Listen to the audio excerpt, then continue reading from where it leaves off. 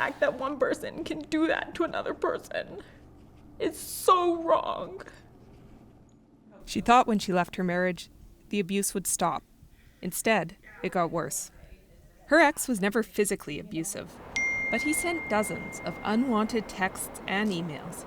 He even tracked her phone and showed up at their son's daycare, blocking her car in, ignoring her requests to stop contacting her. I started having panic attacks. I was scared to, leave my house at some points because of that showing up, at different points. Like I was always worried of what's going to happen next. She documented her attempts to get help, reaching out to more than 70 organizations and agencies, including police, who told her that his behavior didn't qualify as harassment. If you have shared custody and he's allowed to be there, there's nothing we can do about it.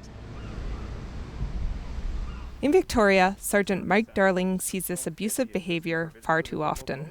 Sometimes we see that this behavior has been going on in relationships for a long time before there's any violence.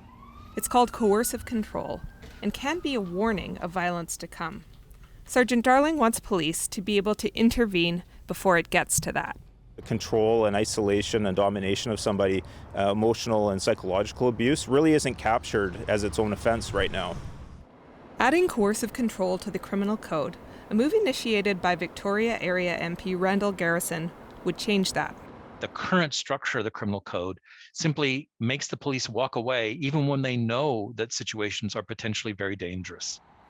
Advocates warn the legislation won't fix everything, but say it identifies abuse that for too long has been out of sight and unnamed.